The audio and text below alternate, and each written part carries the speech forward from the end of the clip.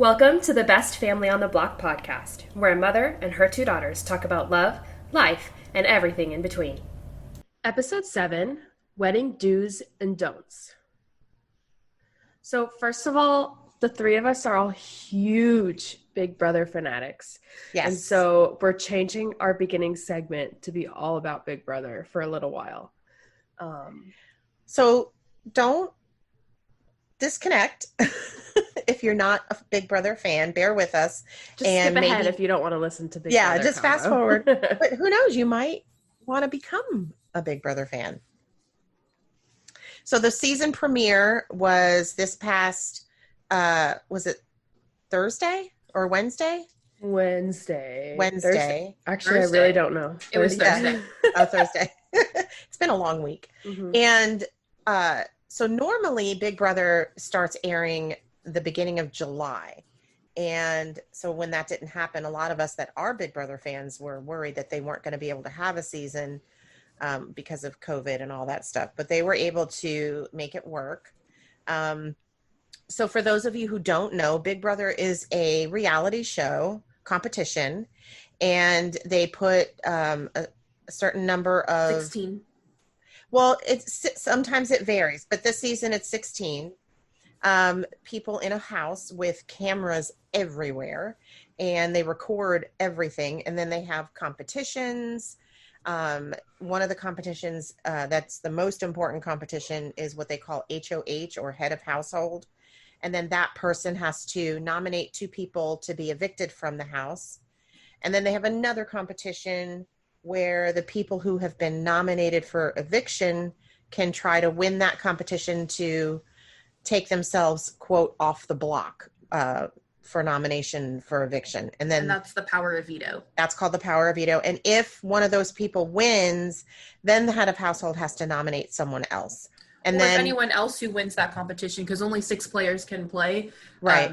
They can choose to veto one of the head of household's nominations as well, and they have to choose a new person. Right. And then the house votes, and then one of those 2 people then is evicted and leaves the show. So it's not like Survivor in the sense of stranded. You're stranded on an island and you have to deal with all of that. But it is similar in the sense that each week somebody goes home and they have to evict somebody. They get and there's voted no out. Communication with the outside world. It's more of a social game than it is a competition game, because you can definitely win Big Brother without winning competitions. Yes. Yeah. So this is the 22nd season of Big Brother. And this season they decided to make it an all-star season. So the whole cast is made of former players and or winners. And they tried to get players who were really good on their seasons, or maybe got evicted too early and didn't get a chance to show their gameplay. So they even have a few winners. Yeah. They only have already 2 won. winners. Mm-hmm. They have 2 winners, Nicole and Ian. And so the first episode of this season was they did it live. It was kind of weird because the entire episode was live. Normally when they're doing a live episode, only parts of it are live. Yes, they only do the eviction live, and the majority of the show is pre-recorded throughout the week of whatever happened after the power of veto competition. I don't see, I know they wanted to kind of, things were kind of changed because of COVID, and all of the house guests were quarantined and tested before they entered into the house and everything. But I still don't see why they had to have this whole episode be live. There were some technical difficulties and things. Yeah, it was weird. It was weird. And it dragged. It They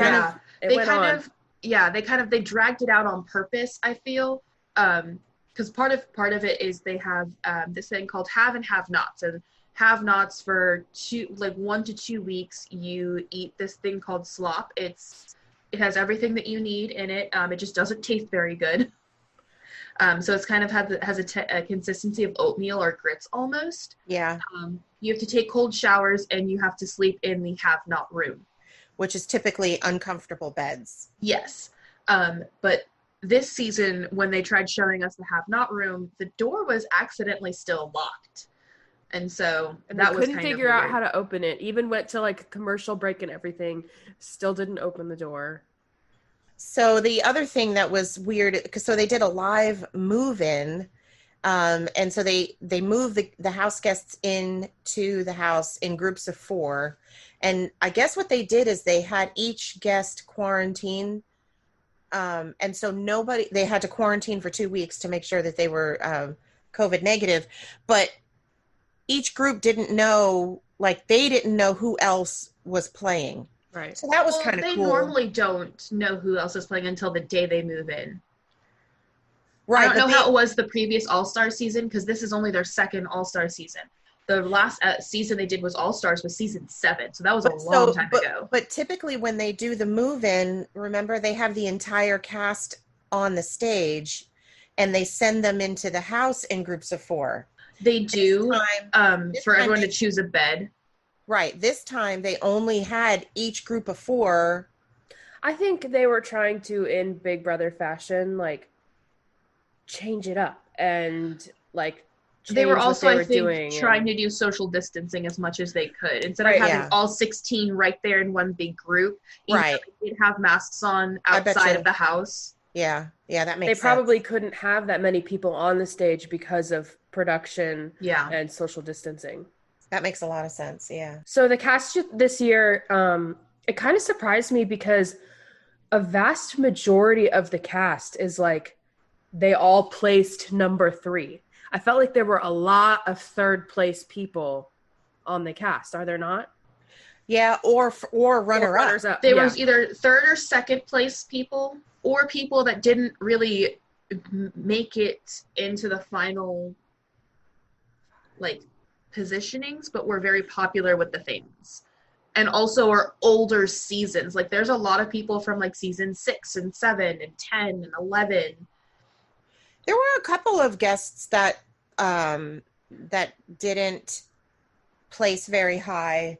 So like there's this one player, his name is David, and he was on last season's Big Brother, and the poor guy never even got into the house because the way Big Brother started last year was they had a competition right off the bat, and if you lost that competition, you were evicted. Didn't even get into the house. So he was selected to play this season, which I'm glad for him because it was really sad last year. He was so excited to get into the house, but he didn't.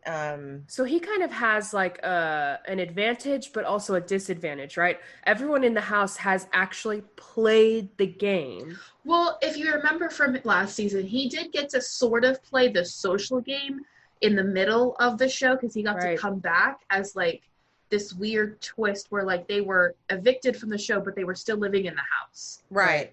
So he got to play that social game a little bit, but he never got to play the competitions. Right. But no one has seen him play. Yeah, he's never been able to show his actual gameplay. Right. So he has a disadvantage, but also an advantage because he knows everyone in the house has played the game, right? And a lot of people they all watch Big Brother too. Exactly. So like he knows how they have all played in the past. No one knows how he's played. So he's a complete wild card at this point. Yeah, which is kind of cool. The other thing that's unique about the show Big Brother is they have the option, if one wanted, you can pay a fee and get the CBS All Access, and you can get access to the live feed. So you actually get to watch their house 24/7 live. Right, their daily routines, everything. So you get to see the conversations that they have. So like when the episodes air, they generally only show like the highlights of some of these conversations.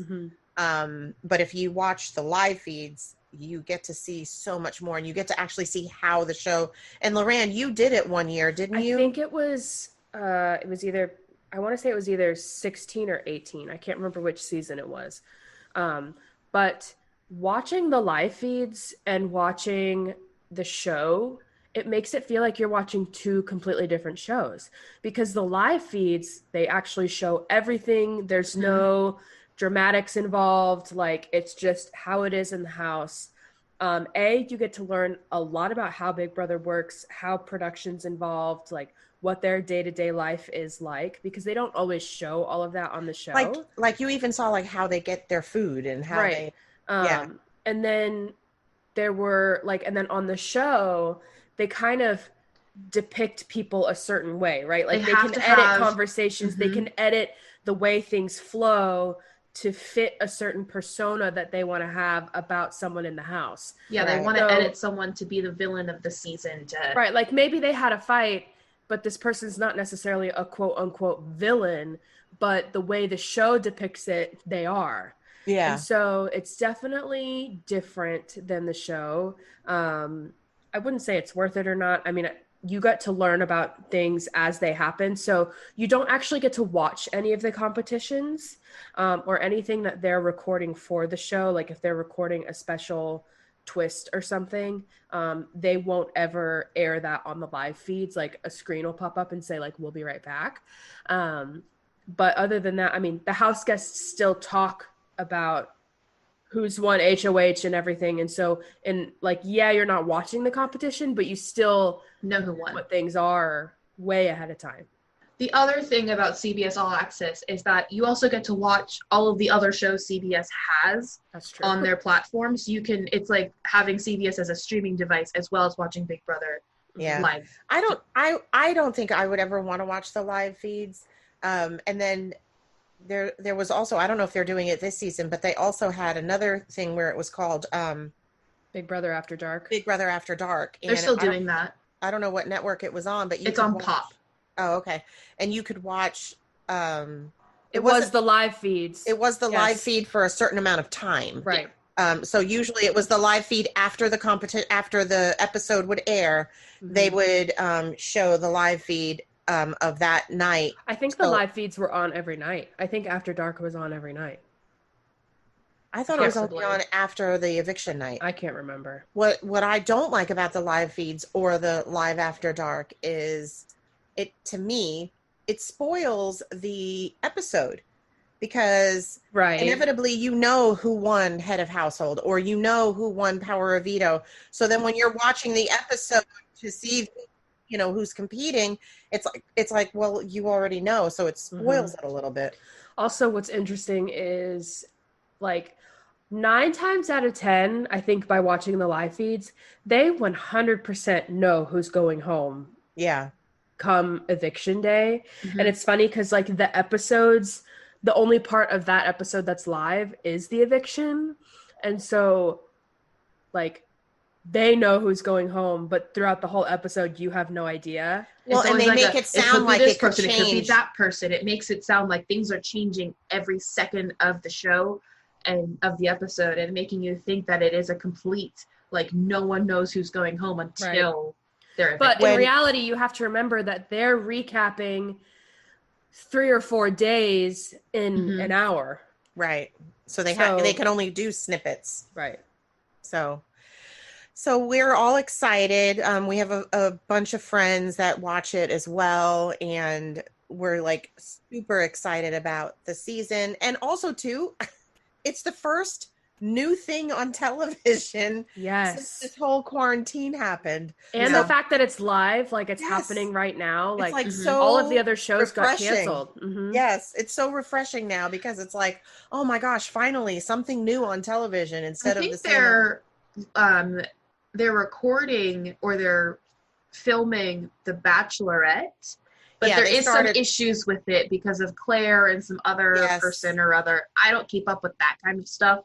I wait till after the show airs to read all the spoilers. I'll probably end up watching The Bachelorette this year. Oh yeah, I mean, because there's nothing else on. It's definitely a good show to watch if you're only watching for the drama. Yes. Yeah, I think people are starved for something new on television. I think pretty much most of us have quote like I've finished Netflix, like there's nothing else on. I have resulted to watching Grey's Anatomy and Private Practice. That's how desperate we've become. So before we get into today's topic, let's quickly just go over who are your favorites as of right now. So we're recording this on Sunday and the next episode comes out tonight. So at But this by the point, we time, know who won head of household, but we don't know who was nominated. right. So by the time you guys listen to this, we'll have known who is nominated, who goes home, and the next episode will be airing that day. Because the live eviction's tonight. Yeah. No, is it? I'm pretty sure they said the live eviction was on Sunday. But we don't even know who's nominated yet. I think Usually that's they do the all- live eviction on Thursdays. But I think the first week's always usually really fast.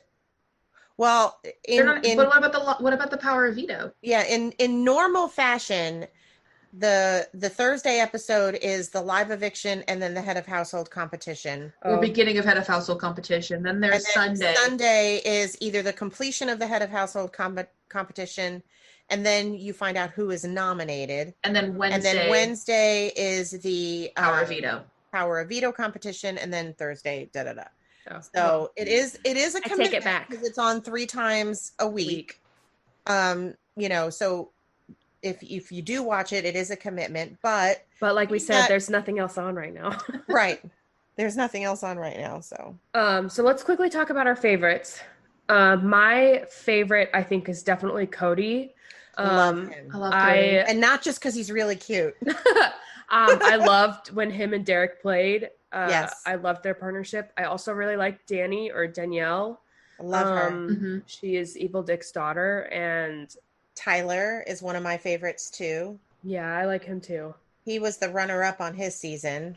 I really like Christmas, actually. I like Christmas too. And it's her legit name, by the way. Yes. Her legit. So I'm curious to see how she does, because on her season, she came in like a beast, and she's in real she's life like a personal trainer. Yeah, in real life she's like super strong, and then like halfway through the season, she broke her ankle. So she wasn't able to compete in any of the physical competitions. So I'm curious to see how she'll do this season. So far I'm not impressed. Yeah. Well, I mean, we've only seen 1 episode so far. And the episode was live, so it was weird. And so it's hard to really see I won't be able to form real opinions on players that I either don't know or returning players that I'm curious to see how they're going to play until at least tonight's episode, or maybe until the eviction. Right. Yeah. I'm really excited about Janelle. This is actually her 4th time playing the game. And she's what a lot of people consider, quote, a legend. And she's never won, but she's always done very well in competitions and strategizing. Now, she is much older because she was on one of the very, very early seasons. I would say that this season is having a lot of older folks on there. There's a lot of people from the older season, so they're now like in their 40s. And so I kind of like that now, because normally they're picking people that are like at the oldest in their mid-30s. Yeah, so it'll be interesting to see, because there's like a young group, and then there's an older group. So it'll be interesting to see how that dynamic plays, if the older people are able to compete in the physical competitions like the younger. I'm curious to see how the winners, Nicole F. and Ian, are going to do. Because personally, I would try and get them out as soon as possible. Right, they've already won the game. Exactly, they've already won the game. They've already got their money. I like Nicole F. So I like Nicole F. too. However, she has won the game before. True. So how do I, as a player, rationalize keeping her in the house when she's already won the prize? She's already won the money. So what's dangerous is one could say, well, we'll keep her because she's a bigger target. Right. And then no one's going to vote to the end. Right. And then she could end up making it to the end. That's true. I'm really curious to see how Nicole F. or Nicole A. I'm sorry, Nicole A. There's 2 Nicoles this season. Nicole A. from last season. I'm curious to see how she's going to do, because she was kind of involved in some drama last season, even though I don't think it was her fault necessarily. I think she was kind of a floater. She was a floater the entire season until the end. Exactly, which is why I'm curious to see how she's going to play this season. I liked her personality. For those of you who don't know, the term floater actually started from a previous contestant. Her name was Rachel. And no, I think it's been a term since before her, but she made it very popular. No, I think it started with her, and she termed people, floaters, who don't really do anything in the house. They don't win competitions. They're not that super good at the social game, and they don't make big quote moves. So she called them floaters, and they actually just tag on to whoever in the house and follow their lead. Um, and we don't like floaters because, or I should say, I don't like floaters. I'm not a fan of them either. Actually make moves in the game. Unless they use their floater status as strategy. Because I think Nicole A kind of used that as a strategy later on in the game last season. Yes, toward the end. She realized, okay, I floated through this season. I've made it this far. Let's now start making some moves to make. Yeah, but I will say about her, even though I'm not a big fan of her, like as a player, she was very intuitive and was able to read people like spot on throughout her season. So I'll be curious to see, how she does with that this season. So that, there's a lot of interesting dynamics that will happen throughout the season. And if you watch, we would love for you to comment and let us know you're watching too and what your thoughts are and who you're rooting for. If you don't watch it and you want to watch it, we can answer questions. We have a friend that's we're making her watch it. She's never seen the show. It's kind of hard to watch for the first time this season because we all know who all of these people are. Yeah. Right. Whereas as if it were a new season, like we're all learning together. Yeah. Yeah. I forced Andrew to watch it with me, so. Austin watched it with me too. Dad refuses. He still refuses. It's a little much sometimes, but definitely not as dramatic as like The Bachelorette or anything. Oh no, yeah, definitely not as dramatic. Although it can be. I mean, it can be depending on who they put on. Because I feel like sometimes they actively will choose people that tend to be more dramatic than most to add flavor to the season. Okay, so moving on to today's topic, wedding do's and don'ts. So we kind of wanted to talk about our weddings because I feel like the three of us all had relatively different planning and like engagement planning, wedding. They were all different. Yeah. And as were budgets. Right. We all went a different way and different route planning our weddings and getting everything done. So I think, so mine obviously was the most recent. And so Austin and I, like I said, we moved fairly fast. So we got engaged 4 months after we were married. After you were dating. I'm sorry, yes. We got engaged. We got engaged 4 months after we were dating and then got engaged. Got married. Oh my gosh, I can't talk. And then got married 9 months later. Really? I didn't realize it was that quick. April, May, June, July, August, September, October, November, December, January. 9 months later. Wow. So within basically a year and like 5 days, we dated and got married. Yeah. Which was fairly fast. Meanwhile, Andrew and I were dating for about like a year and a half, 2 years-ish before we got engaged. Then again, we were in high school. And then like a year and a half, 2 years later, we actually got married. So our engagement to wedding was very long engagement. But I don't think that was necessarily your choice. It was not. If you could have, you would have gotten married much sooner. Maybe not engaged much sooner.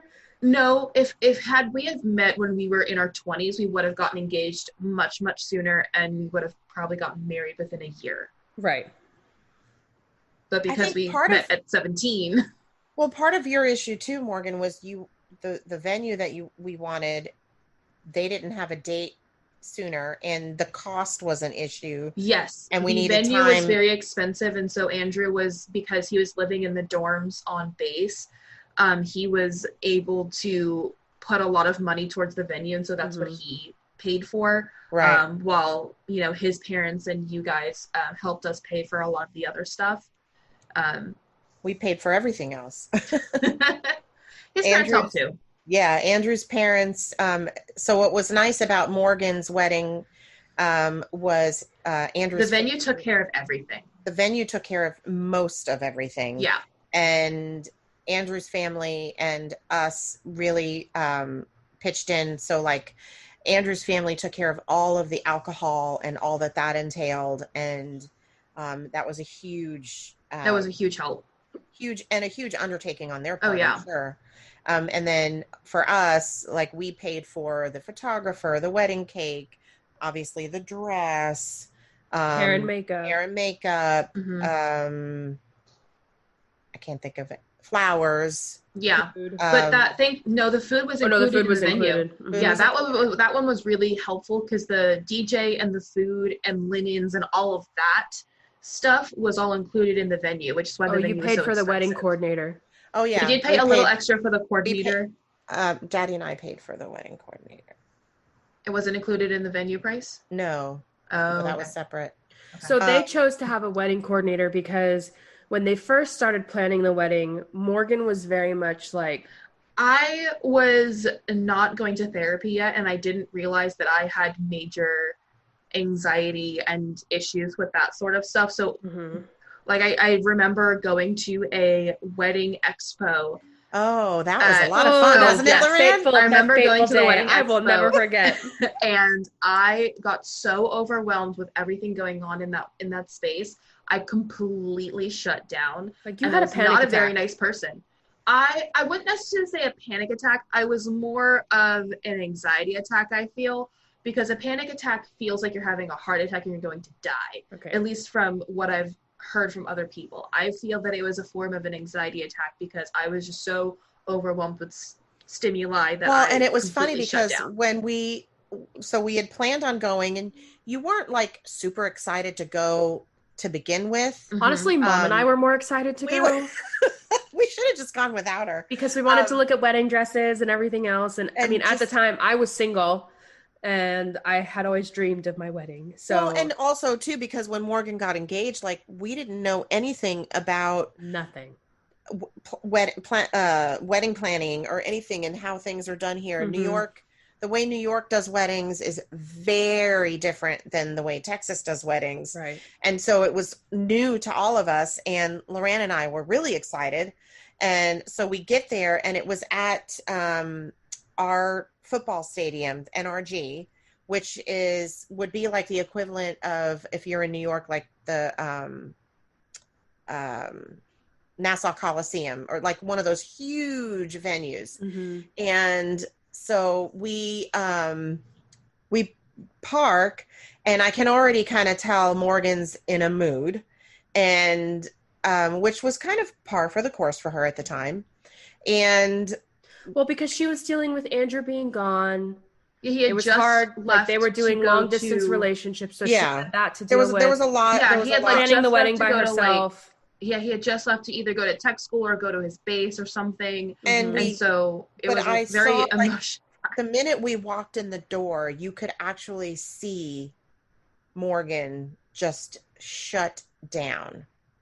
So what's funny is while we were there, like we ended up finding that's where we found her venue. Is that not also where we found the photographer, or did we get the photographer? Yes, no, the photographer there as well. Right. So like it was successful.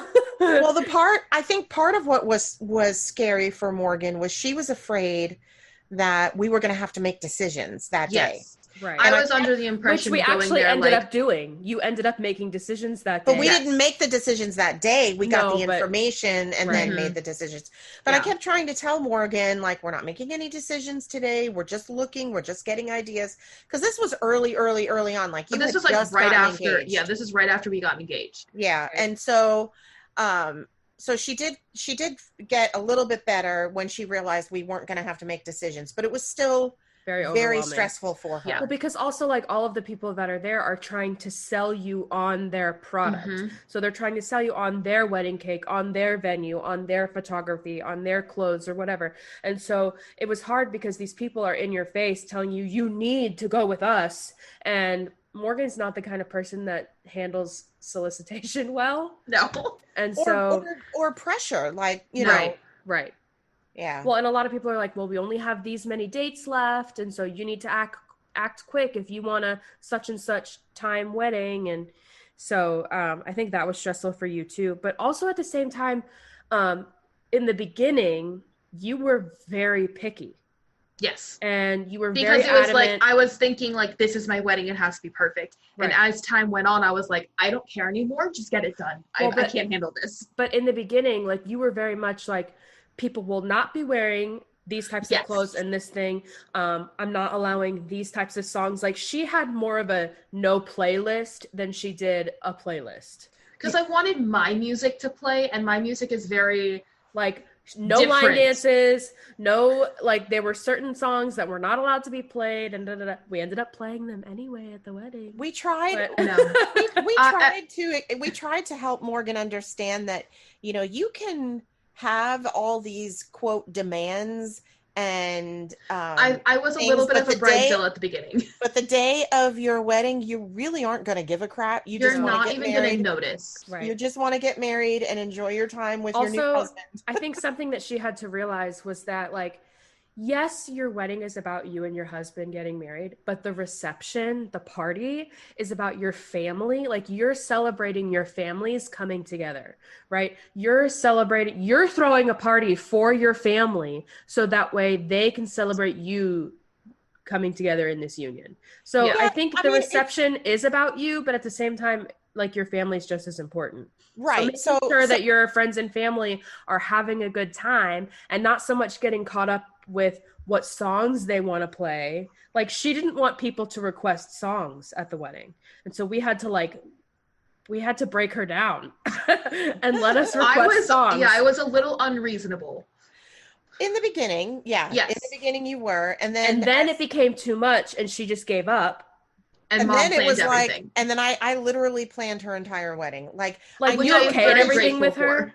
I knew what her vision was. Her vision was, I want rustic elegance, which very country. Right. And I was like, okay. So then it was, I just literally took the ball and ran with it. But what I would do is anytime a decision needed to be made, I always included Morgan and I would say, okay. And I would limit her options. Do you want this or do you want this? And so, and initially she would say, I want this or, you know, whatever. And then as time went on, she's like, I don't care. I don't care. Well, I think Morgan's the kind of person that gets, because decision making is overwhelming for her. Yes, but also like the amount of options, right? So because at the wedding expo, like there was so much to choose from, it overwhelmed her. And then like when you were planning, like we gave her 2 or 3 options instead of 10. Hey, here are all of these colors, or here are all of these variations of green that you could choose from for your wedding. Which one would you prefer? No, we chose 2 and you picked one. Except that towards the end, she didn't pick any. She would just go, I don't care. Right. But I'm just saying in the beginning when she was still making decisions. Like I remember when we went to meet with the wedding coordinator to pick out all of your centerpieces. You didn't I think Loran and I picked everything. Yeah. You literally were like, yeah, sure. Okay. Yeah, sure. That's fine. But I think that's also why you got the wedding coordinator, because you had no idea what you were doing. No. And like you didn't want to on the day of the wedding have to work, right? Have to tell people where to be, what to do, all of that. And so hiring the wedding coordinator was a saving grace because she took care of everything much on the day of the wedding. There was so much that happened that went wrong that like if mom was the one dealing with all of that, I think mom would have had a breakdown. Yeah, like we wouldn't have gotten down the aisle. It was, for some reason, with both me and Loran's wedding, on the day of, whatever could go wrong went wrong, but we managed to keep it away from the bride until the very end, and no one knew, and it was great. I'm trying to remember, there wasn't a whole lot that went wrong with your wedding, Morgan. No, there wasn't. On the day of. The biggest thing that I will say that is, it must be a Southern thing, because I've never heard of this before. People will RSVP that they're going to your wedding and then bring their whole family when they weren't invited. Yes. Or they'll RSVP the invitation is addressed to and Mr. show up and anyway. Mrs. Yeah. The invitation is addressed to Mr. and Mrs. Smith. Only Mr. and Mrs. Smith are invited. Not Smith's children's, not their grandparents, no one else but Mr. and Mrs. Smith. So anyone listening that's from the South and you think that if an invitation comes to your house and it's Mr. and Mrs. Smith, only Mr. and Mrs. Smith. Thank you. Off the soapbox. Well, and that was frustrating because Mm-hmm. when you're planning a wedding, and maybe some people don't know this, you are planning a certain amount of food based on the number of guests you're expecting at the wedding. Also, each plate costs like Mhm. each seat costs like $20 for food. Exactly. And so when you RSVP that you're coming and then bring your whole family, and we have to scramble to get an extra table set up because 10 extra people showed up that we weren't planning on. Right. Yeah, that was frustrating. That was very Or like for frustrating. That I Austin and didn't. I, Yeah. we had a whole table be empty Yeah. because there I were had whole RSVPs families. who were Right. coming. We had whole families RSVP that they were coming, and then no one showed up. Mm-hmm. Well, and also, so what I will say, you know, we can kind of talk a little bit about what wedding etiquette is. So, wedding etiquette is, like Morgan said, if I send an invitation to a wedding to Mr. and Mrs. Smith, then and they RSVP that they are coming, then I'm expecting only Mr. and Mrs. Smith. If I send an invitation to Mr. and Mrs. Smith and family, Or the Smith family. right, then I'm expecting the entire family. The other thing that is wedding etiquette is if you RSVP that you are coming, we are expecting you to come and we are planning on you being there. And we've already paid for you to be and there. we've paid for, right, we've paid for the food. We've planned for this. What would be nice is if you are not able to come at the last minute, because things do happen, Mm-hmm. that you somehow let the family know. Mm-hmm. And that was what was frustrating with Loran's people, was that there were people who RSVP'd that they were coming to the wedding and then just didn't show up. Yeah. And you're like, where is so-and-so? You know? No, I understand, because later we found out that a lot of them were sick, like someone had the Yes. flu and whatever. So, like, and that was totally understandable. But at the time, it was hard. Like, we're sitting up on the stage and there's a whole empty table where our family should be. yeah.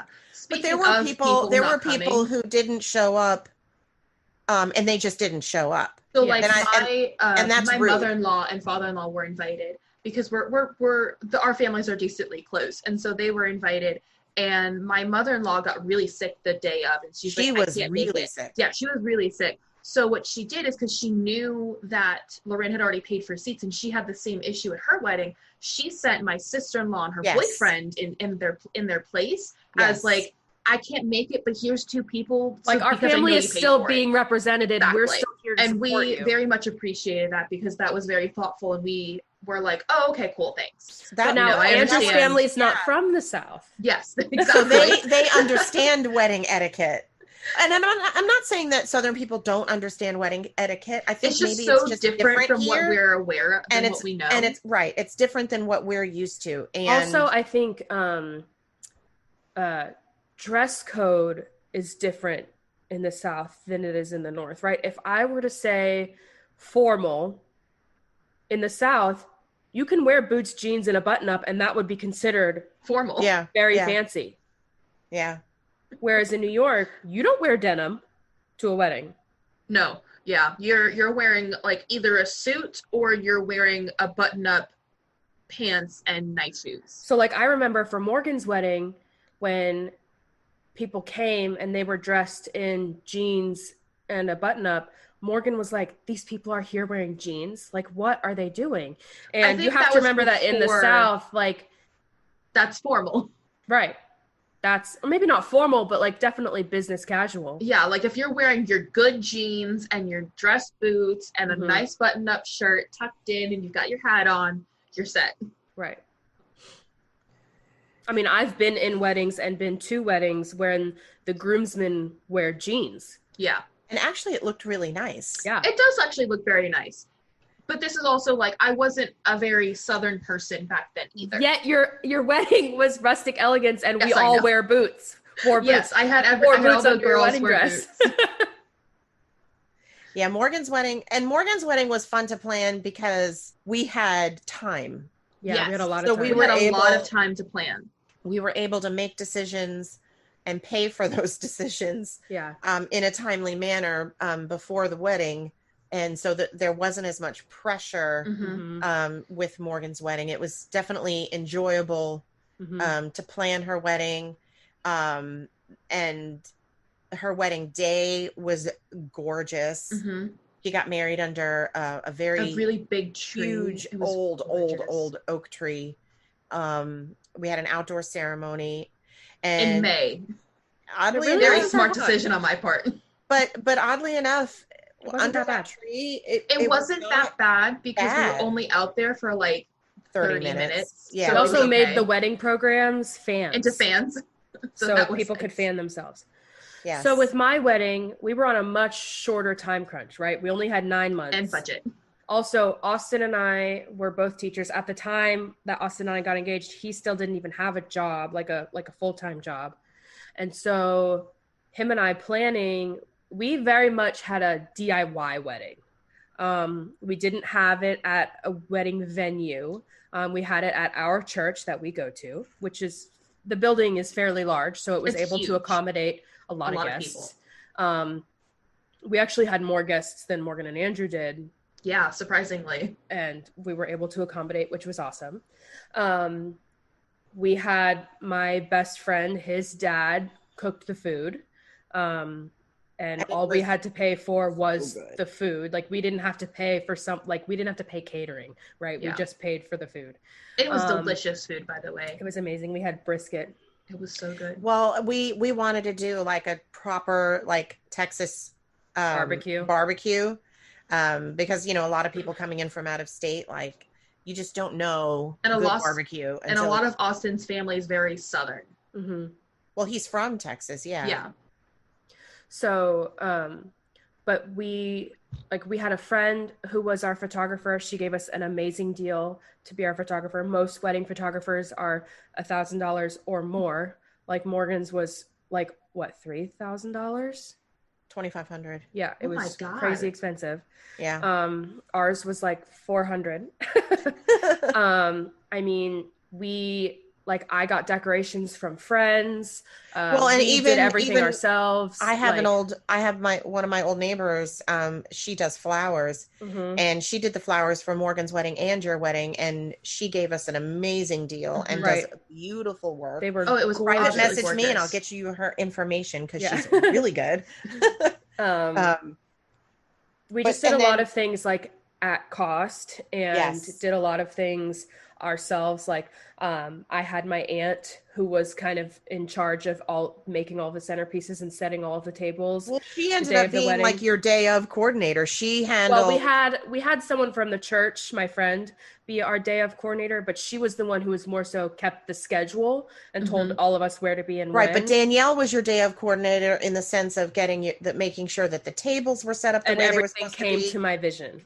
Like, And Yeah, she- she's really good with It that was kind of so stuff. good. Yeah, it was, and it was such a blessing because, it was one less thing that you and I had to worry about, mhm, and we totally, obviously, because she's family, we could trust her right, Mhm. 100%, and she made everything look right. Beautiful. gorgeous. Like, I bought all of our tablecloths. I bought all of the table runners.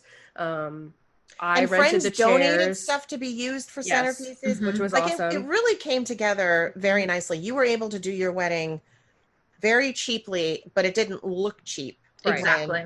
You were there. I think a lot of that had to do with the flowers, to be honest. Yeah. She did such, oh my gosh. Like, my I dad had more- built the arbor. Like, he built the arbor that we got married under, and then she put this beautiful flower piece over it. It was gorgeous with hanging vines, and yeah. You had more intricate flowers, while with my wedding, I kept everything as baby's breath for everything, and then we had roses as but that was also the thing. style that you went Yeah. with.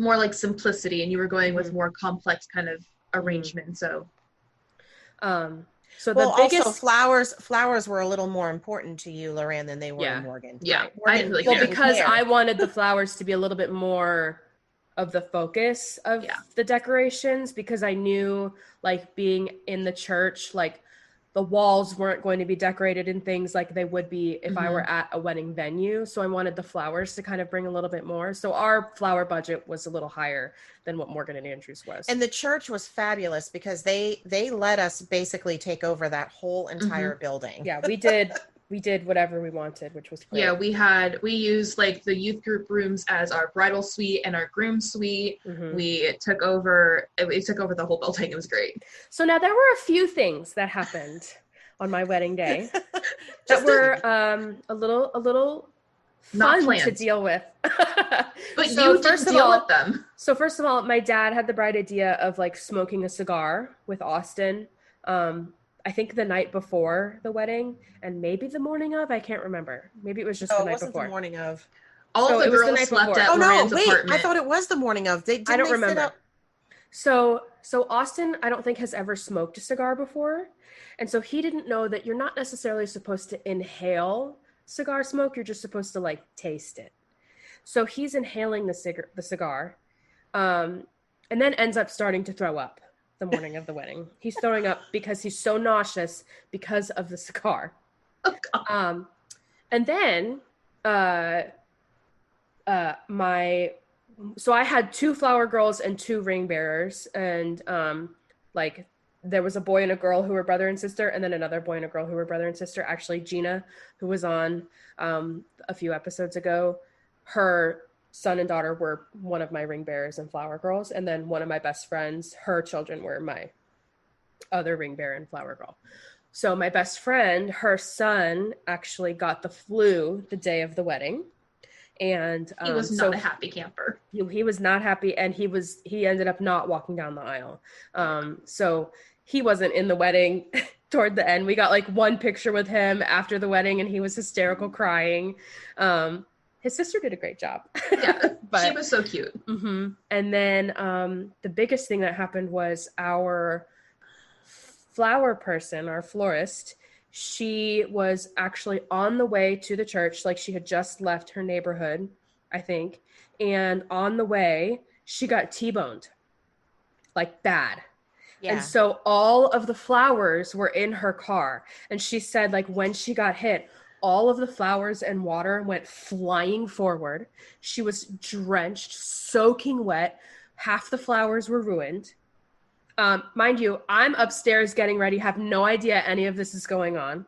Right. So so everyone was like whispering, and like people were leaving the room to go talk. And I remember one of my aunts kept coming upstairs to ask me if certain arrangements were okay. So she would bring me a bouquet and be like, this is so-and-so's, is this okay? And I'd be like, yeah, sure, looks great. And then like she would say other things. And I remember she brought one up that had red roses in it, and my colors were like a maroon and like a mauvey pink color. Mm-hmm. And I remember seeing the red roses, and I was like, can we take those out? Because they don't really match the maroon color of the other flowers. And she's like, of course. So come to find out, because a lot of the flowers were ruined, my dad went to Costco or went to some store to go buy a bunch of flowers as filler to try and fix the flowers that were destroyed. And so the part of that was the red roses, and that we ended up not really using. I think she used them more so for like petals as the girls walked down the aisle. Yeah. But like being at the wedding, you would have never known that something was wrong with all the flowers, because it was absolutely stunning what she did with the flowers. Well, and she was in so much pain. I don't even know how she got in a car accident and still did the rest of the day and did all the flowers. I don't know. Like a superhero. And kept apologizing. Yeah. And we're like, we were just happy she was okay. And I had no idea. I didn't know until that night. Austin told me when we were at the hotel room. And I was Yeah. like, what? I had no clue. Yeah. Well, that's the whole idea, right? Is to try and have the day be as I am so thankful for the bride as possible. I am so thankful that I had no clue. Because if I had known, I would have been so stressed, because I was already stressed because we were running out of time with your hair and makeup. Oh, yeah, that was our taking hair a and while. makeup person, she did an amazing job, but it took a lot longer than we expected. And I really wanted to take bridal portraits before the wedding, because I knew the time that we had chosen, and it was winter time. The sun set really early. Yeah. So I wanted to take bridal portraits before the wedding outside.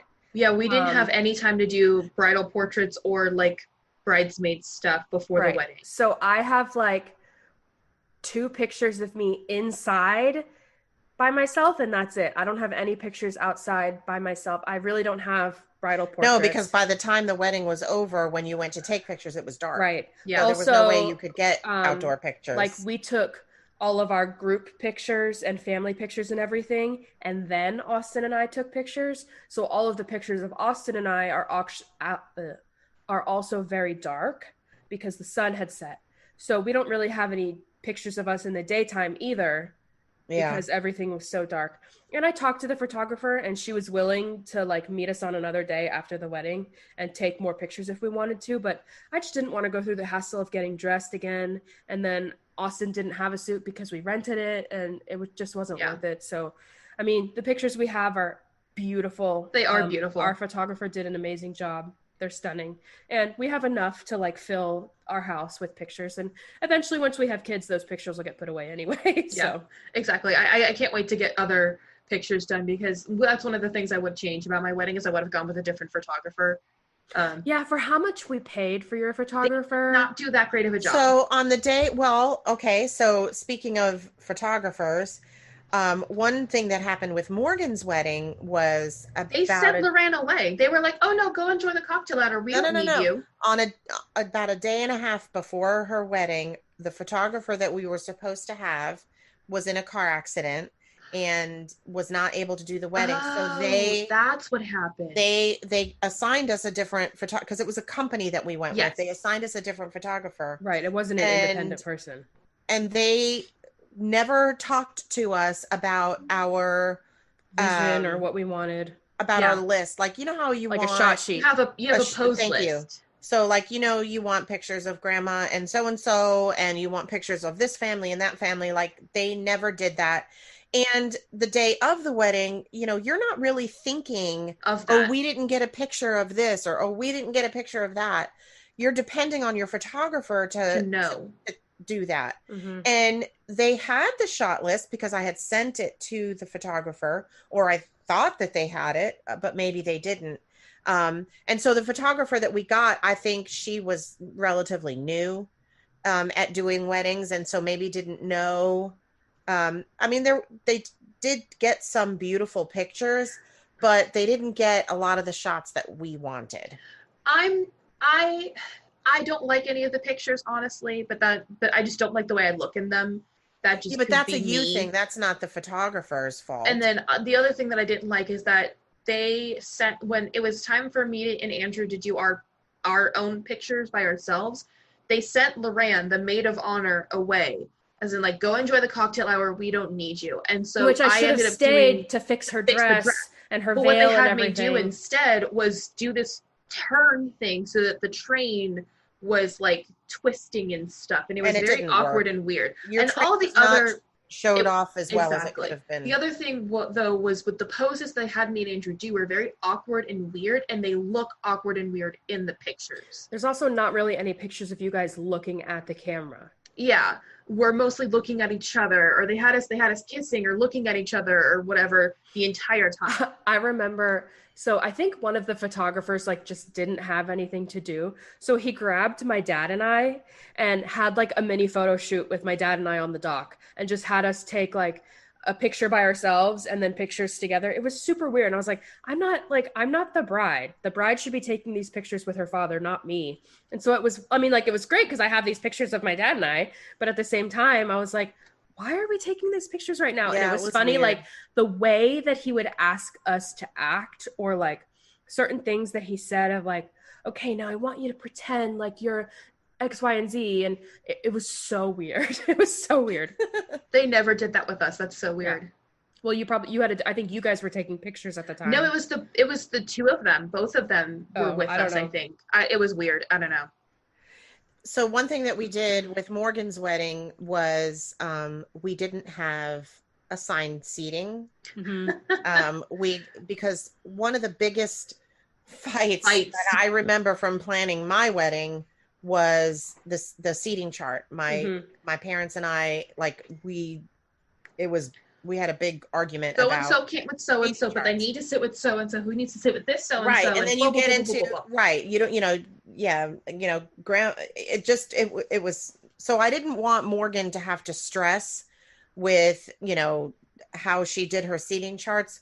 So we And in did. turn, it would have been you who did the seating chart anyway. So you're True. probably glad you didn't have to do it. Right. So we did just open seating. And what we did is we had like 2 tables reserved for our immediate family, meaning like my parents, Andrew's grandparents, And us, the immediate family. Yeah, that's not part of the bridal party because we had the groomsmen and bridesmaids and whatnot up on the stage with Andrew and I, and that was it.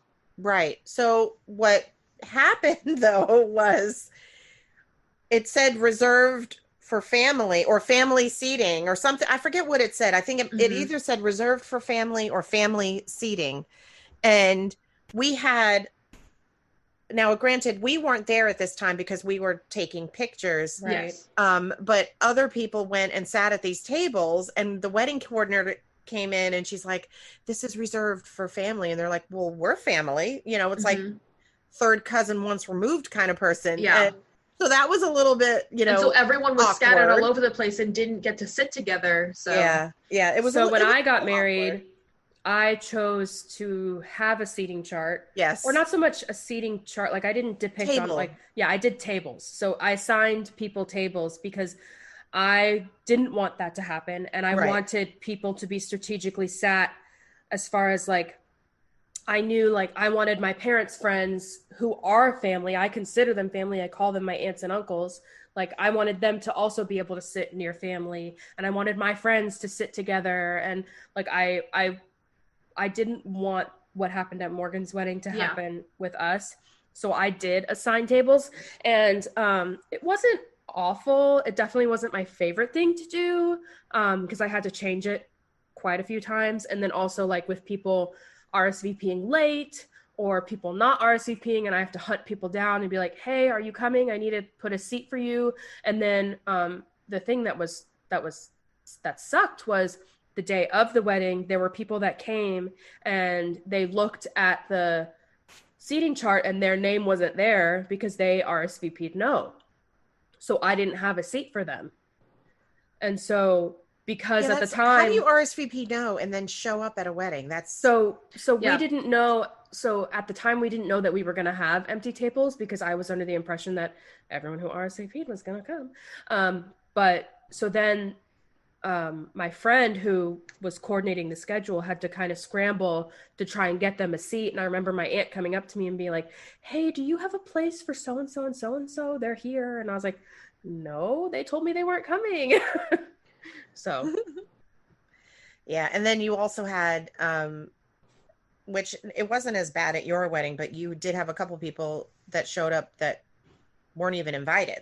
Right. Or I invited their parents and then the whole family came, which I ended up being fine that. because we had space and we had plenty of food. Yeah, we had more than enough food. It worked out, but the way they do weddings in New York is, you pay a price per plate, even if you're doing it buffet style. So like with Morgan's wedding, the catering was included in the wedding, but you would say how many guests you're having. Yes, the price of the venue, and then they would tell you was different per, like, if you were having 200 to 300 guests, it was this price. But if you had 150 to 200 guests, it was this price. Mm-hmm. Right. And so with New York, it's kind of like that, except that they tell you per person.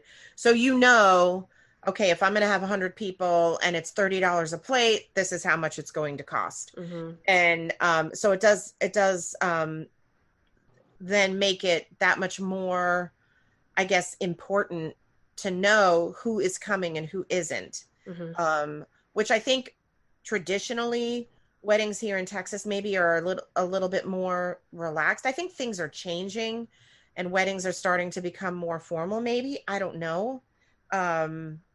But it was interesting to see the dynamic of in New York, that just wouldn't happen. People wouldn't show up to a wedding if they weren't invited. It just wouldn't happen. Well, it might be different now, but that's like when you were younger and going to all of your friends' weddings and everything. It might be different now because I think a lot of it has to do with millennials. We'll see when our cousins get married. So yeah, we'll see. Because we're the oldest of the 8. Mm-hmm. And then also in New York, so where we're from in the East, traditionally, and this is kind of interesting, traditionally, you don't give wedding gifts, you give Money. cash. You give money. Well, you give your wedding gift at the shower, and Right. then you give cash at the wedding. Well, yeah. So your shower gift is not a wedding gift, it's a shower gift. Well, okay. And then you give a gift at the wedding, but it's money. Mm-hmm. So you get two gifts.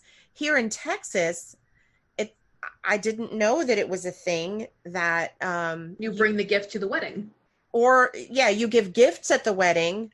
But there is a lot of people who give their gift at the shower and then they don't give a gift at the wedding. Which is fine. I I mean, can't expect But that was gifts but that from was a people. new, I didn't know that. Yeah. That was a new, like I learned that in both of your weddings, because I remember when Morgan got married, there were a couple people who came to the wedding but didn't bring a gift. And I remember thinking, well, that's odd. I've never been to a wedding where I didn't bring a gift. It's customary to give a gift at the wedding.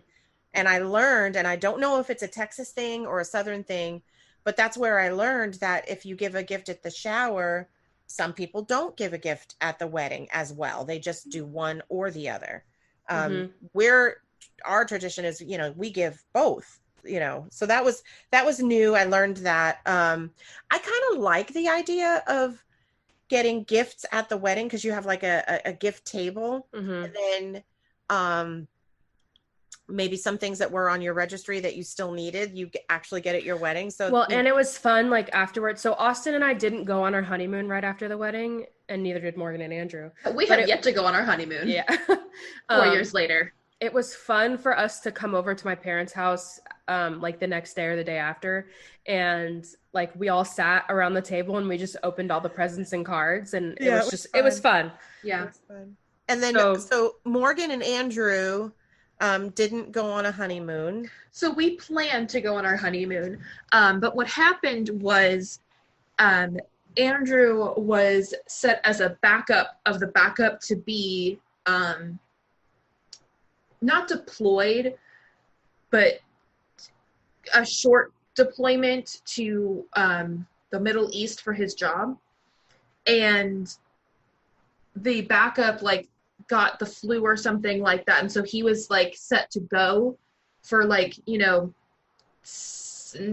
don't know, 6 months-ish. And so we had to cancel our flights, and then last minute the backup got better and could go.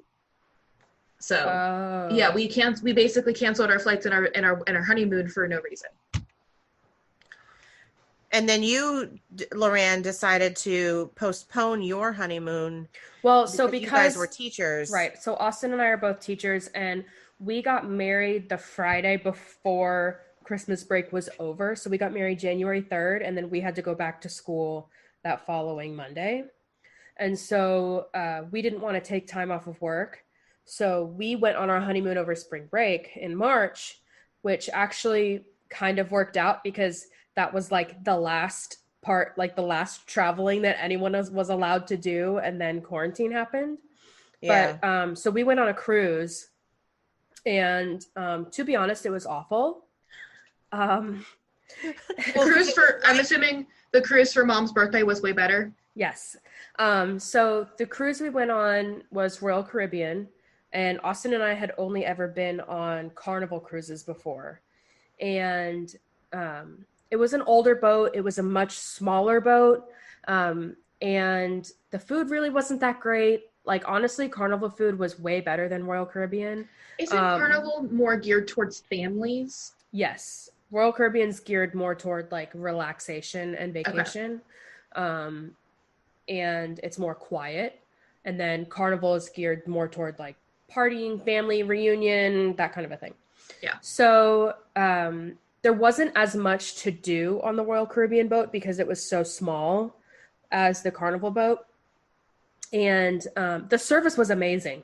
Our waiter that we had and our room attendant that we had were absolutely incredible. They were amazing.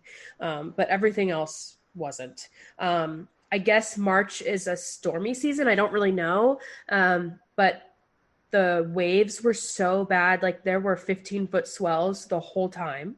So the boat rocked the whole time we were gone. We were on one of the lower decks, and we had a window. We had an ocean view, and the waves were so bad that during the day, if we were in our room, the wave would come up so high that it would completely block out our light in our room because the waves were so big, which was crazy.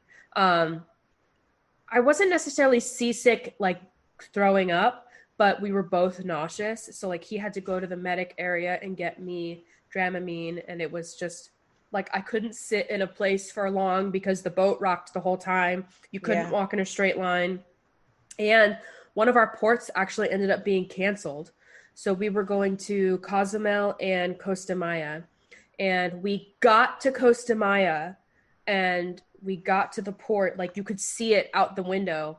And the port official told us no because it was a stone port. And so if we were to try and dock, it was too rocky and the stone would have, I guess, messed up the boat. I don't really know. But the port official told us that we weren't allowed to dock. So then we had to turn around and go to Cozumel. So we only went to one port for our 4-day cruise, or 5-day cruise. So we spent 5 days at sea and 1 day in port, which is not what we paid for. And thankfully, we booked our excursions through Royal Caribbean, so we got a refund on the excursion that we didn't get to go to. But to be honest, I'd like to redo our honeymoon because it really wasn't that fun. Like it was nice spending time with Austin and like being just the two of us and we were married and like getting away. But at the same time, like it sucked. Yeah. It really wasn't great. We're going to have to, I want to go on our honeymoon before we start having kids. So probably, hopefully by next year, we're going to be going on a beach vacation. All I want is a week-long beach vacation where I get to sit in the sand and watch the waves and sit on my ass. That's all I want. That's all I want. That's all I want. We could do that as a family. I would prefer. That's not a honeymoon. I'm kidding. I want to go one vacation where we're not visiting family, because every vacation we've taken since we got married, we're going to New York. We're visiting family. We're visiting his grandparents in New Jersey. Mm-hmm. We're going to nerd camp. We're doing whatever. So, some takeaways from today's topic of wedding do's and don'ts. First of all, if you are a bride, be flexible. But know what you want to be flexible on. Know what you have hard limits on, and know what you can be flexible on. Yes. And pick a budget and really try to stick to it, because weddings can get away from you financially if you let them. There's so many options out there and ways of doing things that if you are not being budget conscious, you could really end up spending a way ton more amount of money. Figure out what's important to you, and you can spend the money on what's important. Yeah. Like for some people it's the dress, some others it's the flowers. Yeah. And be open to input, be willing to hear advice and then go with what you want at the end anyway. Yeah. And then if you are going to be going to a wedding, just, be considerate of the bride and the groom and their family and how much money that they've invested. So if your entire family was not invited, maybe just those that were invited attend, or reach out to the bride and groom and ask if the rest of the family can be included before the RSVP date. But right. And then if you did RSVP, please try to attend, barring obviously major something. Right. Because they do take a lot of time to plan for you to be there, and your presence at their wedding is important to them. It's not just about the food and the money that they spend. They invited you to the wedding because either they care about you, or maybe their parents care about you and consider you friend, family, whatever. And so your presence at the wedding is important to them and they want you there. And have fun too, really try and have fun planning a wedding. It can be a lot of fun. Wedding dress shopping, bridesmaid dress. I mean, it is a lot of fun to plan. It was a wedding. fun. Well, I think that's all the time we have for today. Thanks for joining us. I liked this topic. It's fun. Yeah, I wish I could go back and not plan again, but like Plan someone experience the else's day. wedding. Yeah, or like It was- go wedding dress shopping again, and Yeah. like that part's fun. It was a lot of fun. I enjoyed being a part of your wedding planning processes. You know, I hope that I didn't add more stress to your lives by helping you plan the wedding. No. And that it was enjoyable. I did try to really respect the fact that it is your day, not mine, and really try to bring your visions to life. Yeah, you did a great job. Thanks. Be sure to like, follow, and subscribe wherever you are, or wherever you're listening. You can find us on YouTube, Spotify, and Apple Podcasts. And if you have any advice or questions or topic ideas, go ahead and email us at bestfamilyontheblock@gmail.com. And we can't wait to see you next time. Bye. Bye. Thanks.